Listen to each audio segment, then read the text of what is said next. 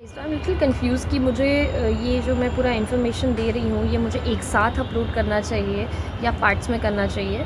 सो ठीक है, कोई नहीं, चलो पार्ट्स में अपलोड करते हैं। तो ठीक है, लास्ट वीडियो में मैंने ये बताया था कि हम बिल्कुल आरती के टाइम कैची धाम पहुँचे थे और हमने महाराज जी के दर्शन करे।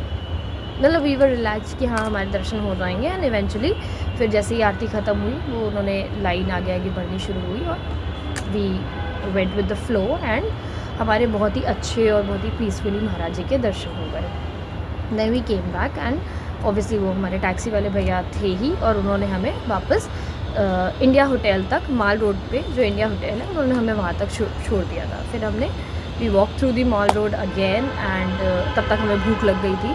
तो माल रोड पे तो बहुत सारे अच्छे अच्छे रेस्टोरेंट्स हैं, तो हम वहाँ पे एक अच्छा सा क्यूट सा रेस्टोरेंट हमने देखा और हम वहाँ जाके बैठे। हम लोग ने अपना रात का डिनर किया and then we went to our hotel.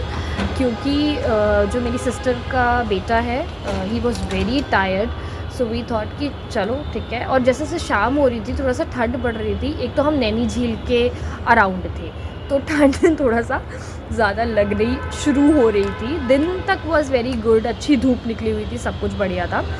सो हमें लगा कि हम लोग को उसको because he is to tired and थोड़ा थोड़ा ठंड बढ़ रही है तो हम लोगों ने कहा चलो इसको एटलीस्ट रूम में सेटल इन करा देते हैं, तब फिर अगर हमें कुछ शॉपिंग करनी है या अगर हमें थोड़ा आगे तक घूमना है तो हम घूम लेंगे। तो हम लोग ने वही किया। हम लोग ने अपनी सिस्टर के बेटे को पहले अच्छे से होटल में रूम में हम लोग ले गए, वहाँ पे उसको अच्छे से सेटल इन करा दिया एंड देन मैं और मेरी सिस्टर हम लोग होटल रूम से बाहर आए और हम लोग ने फिर से एक पूरा माल रोड का मतलब एक राउंड लगाया। और नैना देवी मंदिर के पास वो जो पूरी लेन है वहाँ पे भी शाम को मार्केट लगती है, तो हम उस लेन में गए और हमने थोड़ा सा चीज़ें देखी और शॉपिंग करी।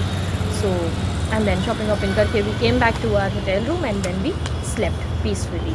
सो yeah this was our day 1। Then the other day वही टैक्सी वाले भैया जिनके साथ हम कैंची धाम गए थे, लौटते वक्त हमने उन्हीं से बात करी थी। हमने उन्हें अपनी पूरी आइटिनरी बताई थी कि भाई हम अल्मोड़ा जाना चाहते हैं, हम कसार देवी जाना चाहते हैं, हम जागेश्वर धाम जाना चाहते हैं और 9th को हमारी वापसी है। तो उन्हीं भैया के साथ हमने थोड़ा सा अपना बजट सेटल इन कर लिया था and then he agreed on our thing and हमने उनसे 3000 पर डे पे बात करके हम लोगों ने मैटर वहाँ पे सेटल कर लिया था। सो इन दिस 3000 पर डे हम उन भैया के साथ निकले। तो मतलब अब सब प्लान था, तो हमें अगले दिन कोई पब्लिक कन्वेंस वहाँ नहीं देखना था। हमें पता था कि वो भैया आ जाएंगे, वो हमें होटल पे आएंगे, वो हमें लेंगे और वो हमें सब जगहों के दर्शन कराएंगे। सो वही हुआ। अगले दिन मॉर्निंग में उठे, सबसे पहले हम लोग नैना देवी मंदिर के दर्शन करने के लिए गए और गुरुद्वारा साहिब के दर्शन करने के लिए गए। दर्शन करने के बाद हमने भैया को कॉल किया, हमने उन्हें बोला कि भाई हमारे दर्शन हो गए हैं, आप आ जाओ और आप हमें पिक कर लो। भैया आए, उन्होंने हम लोग को पिक कर लिया एंड देन फिर वहाँ से हम लोग रवाना हुए अल्मोड़ा के लिए, क्योंकि हमें जाना था नंदा देवी टेम्पल और कसार देवी टेम्पल। जब हम वहाँ के लिए रवाना हुए अल्मोड़ा के लिए, तो ऑब्वियसली हमने वापस से कैची धाम क्रॉस किया, महाराज जी का आश्रम क्रॉस किया। उस दिन ट्यूसडे था। हम लोग ने ये सोचा कि हम लोग महाराज जी के दर्शन उस दिन भी कर लेंगे, बिकॉज हमें भैया ने बताया कि हमारा पाथ वही है, रास्ता है, वो वहीं से ही होके गुजरना है। तो हम लोग जब महाराज जी के आश्रम पहुँचे, मतलब कैची धाम जब क्रॉस कर रहे थे, तो हम लोग ने दूर से ही दिख गया था कि बहुत लंबी लाइन है।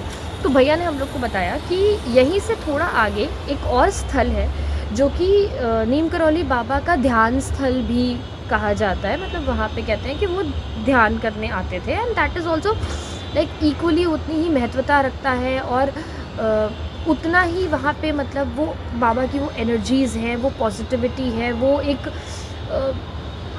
मतलब एक वाइब है। मतलब आई डोंट हैव वर्ड्स। मैंने अपने वीडियोस में भी कहा है कि आप प्लीज़ वहाँ जाओ, ऐसी जगहों पे आप खुद जाओ और ख़ुद एक्सपीरियंस करो।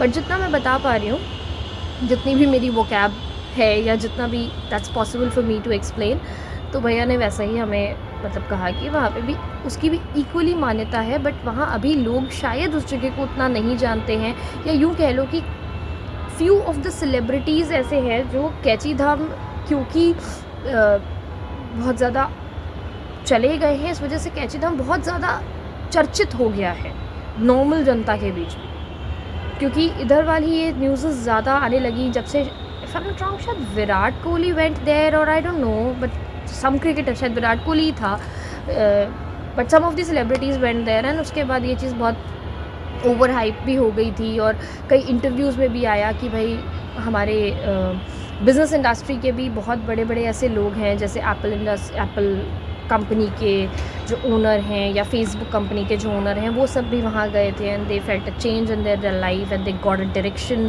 For their life. तो उसके बाद से कैची धाम इतना ज़्यादा चर्चित हो गया कि वहाँ पे जो लोग नहीं भी जाते थे जाने लगे कि ओके, अगर इतने सब लोगों को सपोर्ट मिला है, क्या पता हमें भी वहाँ से कुछ सपोर्ट मिले। And they started going there, which is good कि हमें ऐसे ही तो पता चलता है ना किसी एक, और कहते हैं ना भगवान कभी भी ऐसे 4 हाथ लेके आपके सामने नहीं आएगा। It's not a mythological serial that's happening, right, it's real life.